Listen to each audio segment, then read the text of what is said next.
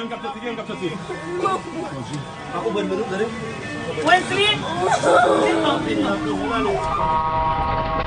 Haiti, we're providing tarps and solar lanterns that were provided by IRT, and I can't express how valuable and how crucial those kinds of items are.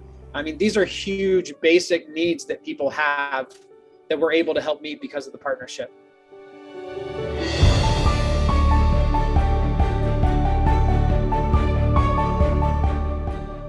One of the biggest differences between the kids being here and outside is that they get to go to school.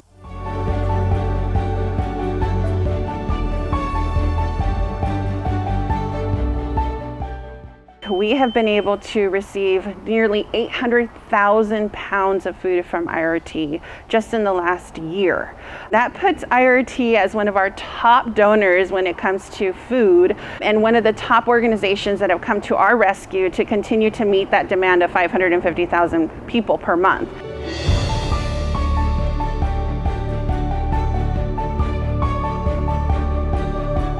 Good evening, everyone. My name is Barry LaForgia. I'm the Executive Director of International Relief Teams, and I want to welcome you all to our 2021 Virtual Gifts of Hope Gala. I want to thank you all for the support you've given us during these most difficult times and unusual and unprecedented last 18 months when we've been in the middle of this pandemic.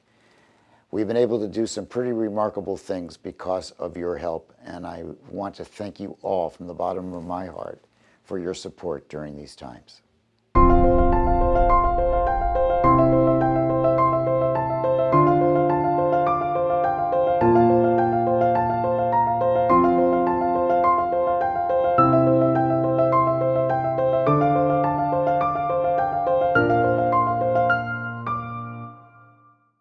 Hello, my name is Rich Yusko. I'm the current board chair at International Relief Teams. My family and a group that we had put together was on the last build in February before COVID started.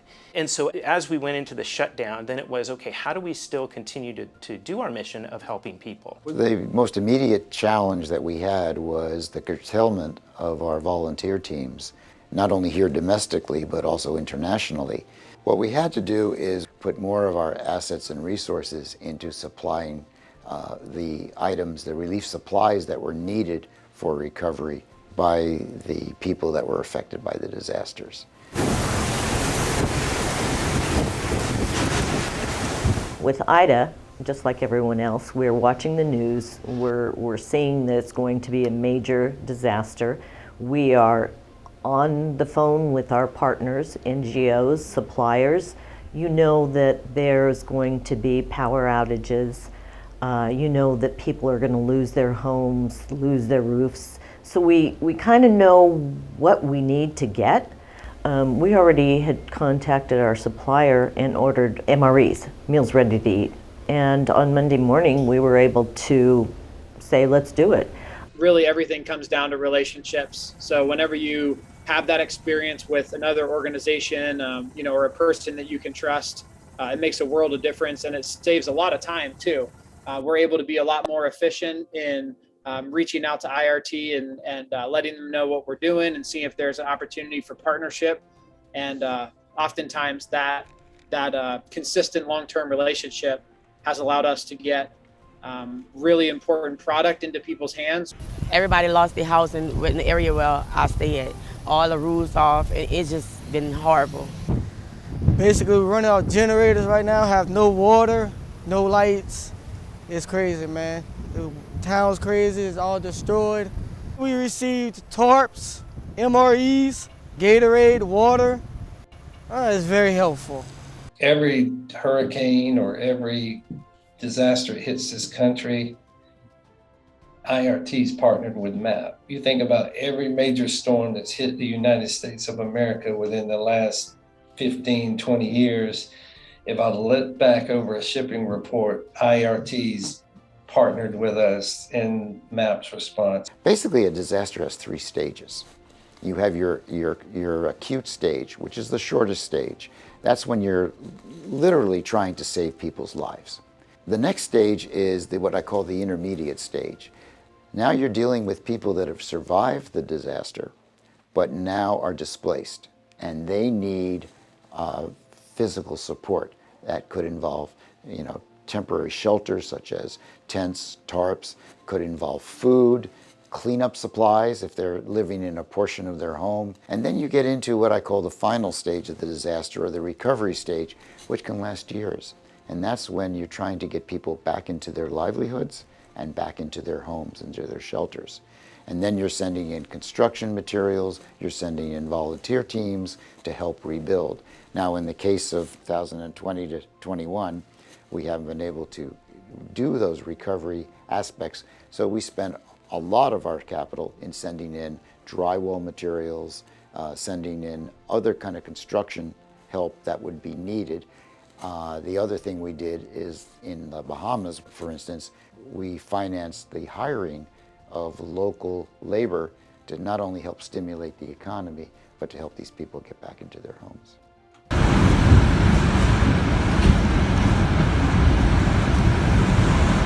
Everything for me in life changed about 11:30, and I just kept hearing a thud that made no sense. It was a very defining thud, just boom, consistent, boom. Something just said, stand still and listen to walk toward the sound. But what I discovered was when I stood still, there was a beam of light with each thud, and it was actually the roof being lifted and just falling back in place. And then I shouted, get to the room, because I'd already prepped my son on what to do. And we ran into the center room, and then after that, it was just the sounds of the house being ripped apart.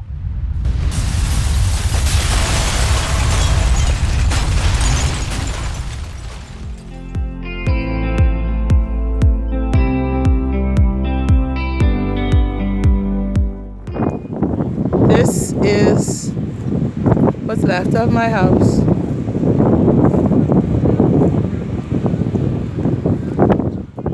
The roof is gone. Oh, wow. I have no words.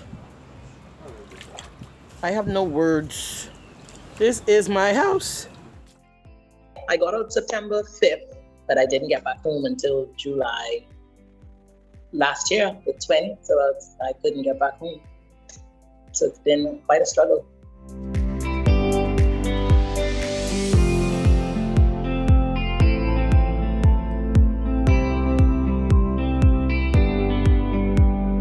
This is Sheen, exploring the house for the first time since Dorian.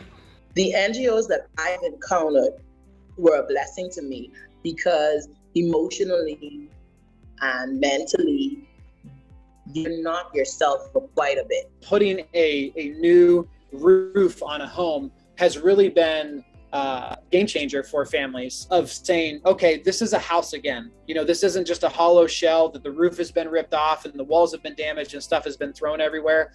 But this is a home now. The project is really highlights to me the MAP International Relief Team's relationship as a hospital that we serve in the country of Niger. Since 2012, IRT has funded at least 2-3 containers a year, probably close to $200 million in-kind value of the medicines. And that little hospital called Kirker Hospital is the hospital that, without us and IRT, there'd be a lot of people going without health care. And it serves hundreds of thousands of people in that catchment area of southeastern Niger. And without that partnership, there's no telling how many people would have died over the past decade.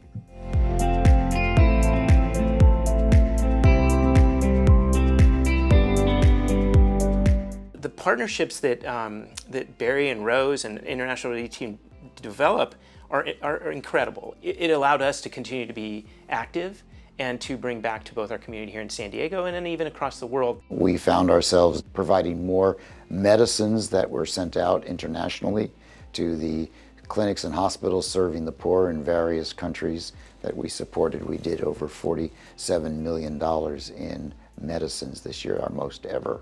We contacted one of our partners who happened to have a presence in India, so it was perfect.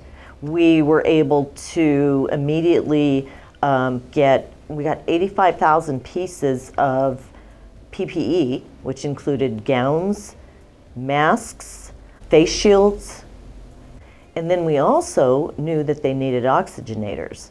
So we were able to also send them oxygenators that could be used in their hospitals or at home to help save lives.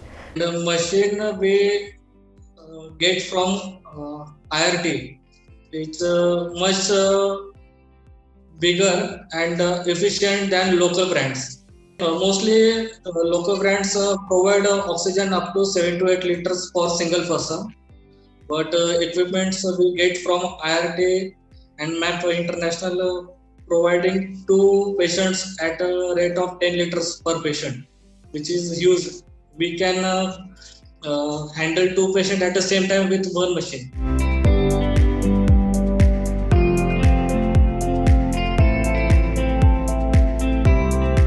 We were contacted by another organization called Save the Syrian Children that were supplying the hospitals and the refugee camps along the Turkish-Syria border. And they needed our involvement because their resources were very limited. So they came to us and asked us if we could help get supplies and support a relief effort.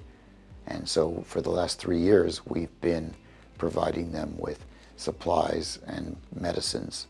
And the way it works, as in all our programs, the end users determine what makes up the composition of medical supplies and medicines that are sent into the area.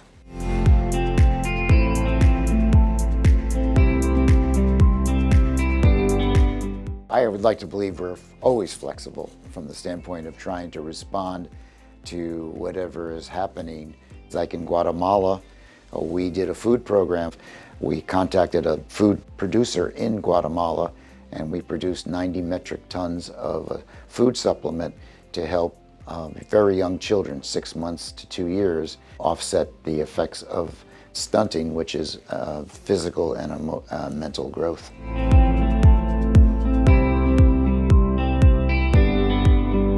Es mi familia. Ese es mi hogar. This is my family. This is my home. Simply put, it's the place God gave me to be able to grow. The first day I got here at this orphanage, I took all my kids together and said, I want you guys all to graduate from university. And they looked at me like, what's that? They had no idea because they don't have any relatives that have gone to university. And it took us years to get over that, and now we're over it. Now they all get through high school, and everybody has the vision to graduate now from college and finish their education. Karen came when she was 4 years old here in 2001. She went through high school, 2 years to the Bible school, and then she went a year as a missionary, serving here and serving in Peru. And then she came back and said, I'm going to be a social worker so that I can help kids like they helped me. My dream is to help children in vulnerable situations, especially those living in the streets. I want to be able to have my own shelter home for children, as well as opening youth programs in other shelter homes to give them the support they need to be able to reach their goals and make their dreams a reality, and not just leave them on their own. Some of these kids were found on the streets going through garbage looking for food because they had no place to go. And so what we've been providing is their food and education on a monthly basis for the last, 10 years, maybe more. What it means to us, the money comes in, is just huge. It's absolutely off the charts because it's a consistent funds that comes in, which is over half of our promised budget, especially this last year with the COVID and the online schooling. We had a lot of costs in that, a lot of unusual costs. And the food, I can't even tell you. It's like just to be able to know that we have a group that supports for the food gives us more freedom. When we have a low budget, we say, I don't know if we can buy this. No, we have somebody supporting that. So therefore, we go out and buy that and bless the kids.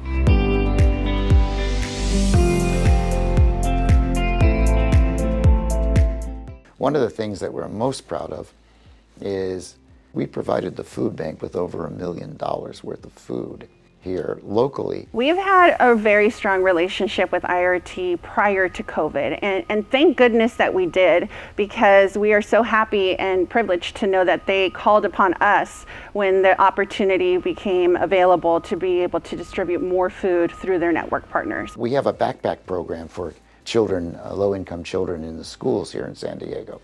And we usually went to the food bank to get our food. Now that that program was shut down when the schools shut down, we now reversed it, and now we were supplying the food bank with food that they so desperately need for distribution to families impacted by the COVID epidemic. According to the food bank, we provided over 600,000 meals to date, and we will continue that into April of next year.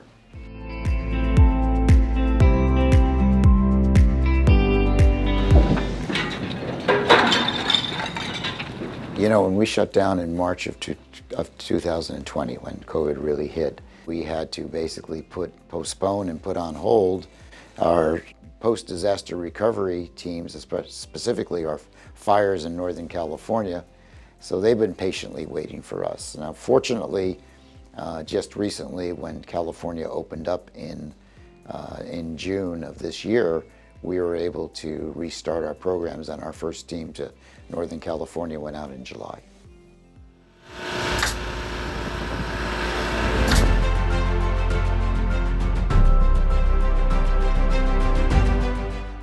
We hit the floor running. The slab had been poured, and we were the crew to come and frame it. Being back in Paradise is a wonderful opportunity for me, because I have friends there who went through the fire. So I have a connection with the people of Paradise.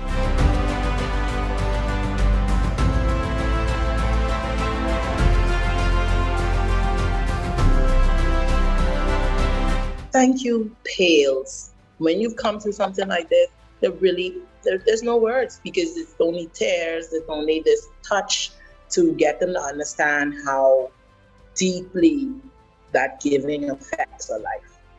Thank you so much for your time this evening, for joining us. It's been hopefully a fantastic evening. We so appreciate all that you do for us at International Relief Teams and all the people that we serve. We hope that you'll continue to stay with us and continue to support the programs that we have to change lives. Each of you, because of your support, changes lives. And that's such an important thing to do in today's world. We are grateful, and we look forward to seeing you again, and hopefully next time in person, whether it be at our gala or at one of our programs that hopefully will be opening up soon.